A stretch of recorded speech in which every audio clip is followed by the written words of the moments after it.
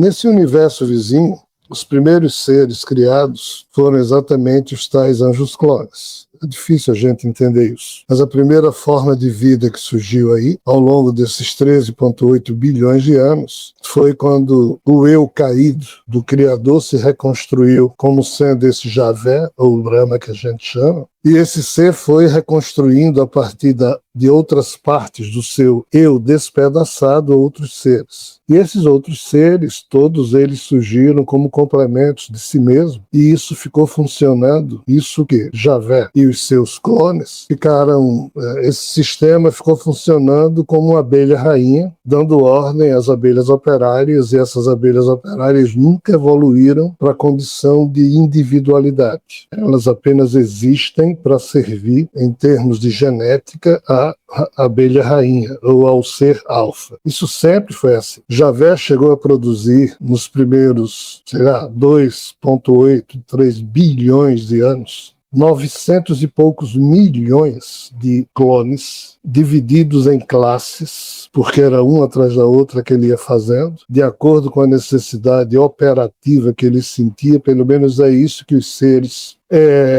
que registram desde o início essa estranha história de uma realidade que não deveria existir, mas que existe, e cá estamos nós nela. Então Javé teria criado quase 1 bilhão de seres tipo clone. Foi quando um desses clones se aventurou a um tipo de situação que terminou fazendo com que Javé destruísse parcialmente esse clone, mas o que dele sobrou se transformou num ser demo, metamorfoseável. Esses clones não se metamorfoseiam, mas aí surgiu Shiva, e tudo que é descendente de Shiva começou a se metamorfosear. Mais tarde, Vishnu surge também metamorfoseável, ou seja, nesse universo vizinho, antimaterial, onde a vida se edifica a partir de plasma, que se une para formar corpos, em um sentido mais grosseiro, 2 tipos de seres. Os clones, que não são indivíduos, são robôs que obedecem à mente de Javé, e os seres demo, que começaram a formar gerações e gerações de linhagens de seres, isso no universo vizinho. Então esses clones de Javé, esses anjos, são essas figuras aí. Essas figuras, estranhamente, o próprio Javé foi... em algum momento dessa história, Javé não confiava em ninguém. Javé desconfia dele mesmo, porque a doença dele é exatamente essa coisa de desconfiar de tudo, a partir da desgraça que aconteceu com ele. Então, ele de Shiva e Vishnu nunca confiou, devido às brigas, blá blá blá, mas nos clones ele confiava. Mas por que ele confiava? Porque os clones eram robôs. Então, no âmbito da inocência de Javé, e Javé tem algum padrão de ingenuidade, de inocência, o pior que tem. Devido à demência dele, ele tem um padrão de inocência, de ingenuidade, em que ele foi liberando alguns desses clones para que eles tivessem um mínimo de liberdade, para aprender a improvisar, porque às vezes Javé dava ordens para esses clones resolverem problema X. Esse problema não era resolvido, porque Javé não entendia, percebia o problema, mas não entendia, mandava o clone resolver, o clone também não resolvia. Aí Javé, aos poucos, foi entendendo que precisava dar uma certa liberdade aos clones para que eles pudessem interpretar, improvisar, frente às ordens que eles mesmos cumpriam de Javé. Então, é uma explicação parecida com essa que teria levado Javé a afrouxar o controle sobre os clones. Então, de fato, 13,8 bilhões de anos de história terminou fazendo com que alguns desses clones fossem, de alguma maneira, destravando os códigos de bloqueio, de controle que na programação deles sempre existiu. Vejam bem, existem clones que Javé criou há 12, 13 bilhões de anos que nunca foi nem acionado. Javé criou 3 milhões de clones de um certo tipo, para uma função. criou os 3 milhões, quando ia acioná-los, aí aconteceu outra coisa, ele olhava para outra coisa. Ah, preciso criar... Ele já esquecia os 3 milhões de seres que tinha feito. Aí se dedicava agora a alguma outra coisa, criava aqui, aí ia para ali, para acolá. Ele jamais acionou aqueles 3 milhões de seres. Então hoje, decorridos bilhões de anos depois disso, ainda tem gente nesse universo vizinho, clone de Javé, que nunca foi nem acionado, que continua lá do jeito que foi criado. A maioria foi acionada, mas não evoluiu, mas tem uma minoria que, por uma série de razões, essa minoria foi sendo mexida e alguns desses clones terminaram produzindo neles um senso de identidade e Javé passou a tratá-los como seres distintos. Mas esses clones são 100% obedientes e leais a Javé, coisa que Vishnu, Shiva e os demais não são. Feita essa introdução, vamos agora para a pergunta da nossa irmã.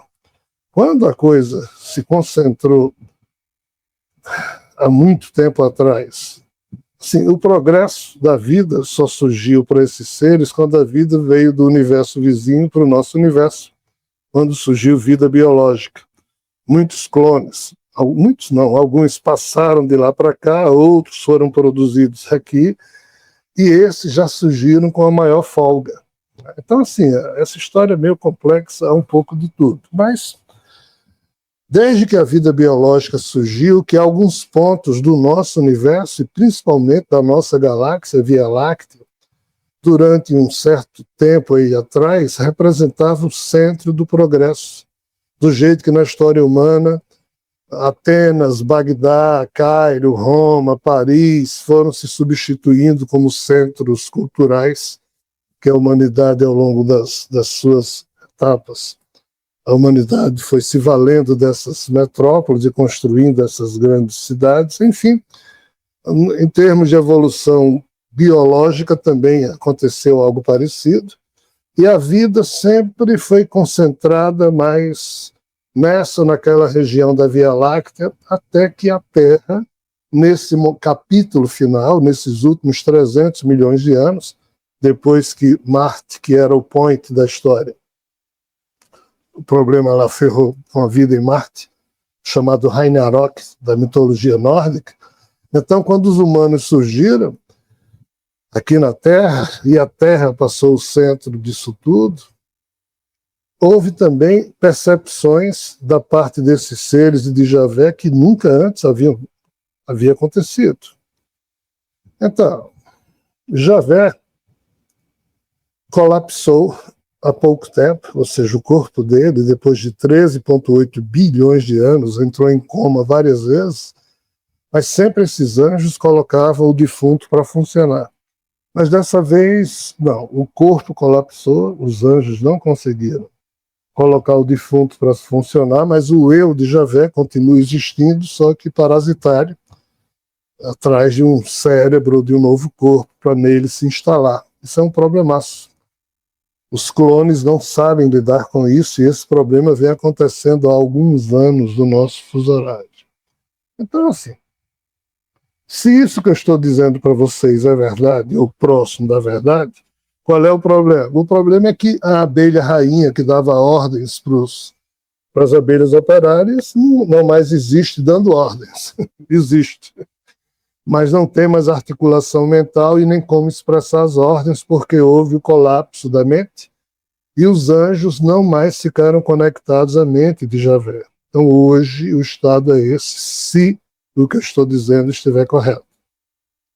Se isso estiver correto, implica dizer que os anjos estão sendo forçados epifenomenologicamente a desenvolver identidade para eles tomarem atitudes, porque antes eles não tomavam atitude, eles recebiam ordem e executavam. E o tal Zontendrel foi um ser que eu terminei lidando um pouco com ele, ou muito. Ele, basicamente, por ordem de Javé, ele foi se humanizando a partir do meu código pessoal. Javé mandou ele fazer isso, por isso que ele fez. Não é porque ele gosta de mim, ou me acha isso ou aquilo. Fez porque Javé mandou. E, para minha surpresa, ele pegou de Zontendrel algo para ele mesmo, antes dele colapsar. Então, ele meio que marcou nele a humanização que ele, Javé, acha que começou a ter, a partir de certos protótipos que ele teria recolhido de 27 seres humanos, pelo menos foi isso que eu entendi na época. Que época? Isso já faz aí uns bons 6, 7 anos. Então, eu passei por muitas situações em que eu não tinha noção de onde acabava a minha noção de realidade, de loucura, de ficção, de coisas que acontecem. Ou seja, quando a ficção, o imaginário e a realidade ficam embaralhados, e isso ficou para mim durante um tempo, foi quando eu dei uma pisada no freio de arrumação que eu tentei dar no meu cérebro. Digo, parei, acabou, não faço mais nada. Não... E esses seres, o próprio Javé, que ainda se movimentava nesse sentido, se aproximou mais ainda de mim, pedindo para eu não parar. E com o Javé, quando o Javé se movimenta, uma porrada de clones se movimenta com ele. Quando o Javé para, uma porrada de clones. Então, assim, quando Javé se aproxima de alguém, uma porrada de clones se aproxima também desse alguém que ele se aproximou. É um negócio muito esquisito. Né? Não é bom nem ruim, mas é esquisito. Por quê? Porque não é troca de informação como nós humanos estamos acostumados. A gente se movimenta, pensa, fala, age. Esses seres, eles ficam paradão e coisas são trocadas entre a mente dele e o genoma da gente. E é meio estranho tudo isso. Mas, enfim, eu não posso me alongar muito, porque são muitas questões. A pergunta da nossa irmã Ana é: esses seres podem estar mexendo com os alunos ou com quem estuda a revelação cósmica? Não tenho dúvida que sim. A única coisa que eu não sei dizer direito é se o próprio Zontendrel estaria enquadrado nisso, porque desde que Javé colapsou, esse ser, ele, alguns seres, entre os quais ele, meio que me informaram as últimas ordens de Javé para eles. Né? Mas isso é uma coisa que o meu código de ética não permite que eu vá além. Mas, assim, nessas ordens tinha instruções que têm tudo a ver com a pergunta de Ana.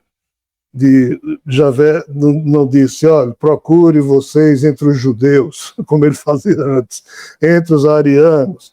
Agora foi, vejam nos alunos, nas pessoas que estão estudando esses assuntos, o que é que vocês podem... Ou seja, nós da revelação cósmica somos a base mais atual do que um dia foram os escolhidos de Javé para isso ou para aquilo. Então, nesse sentido, a resposta é afirmativa à pergunta de Ana.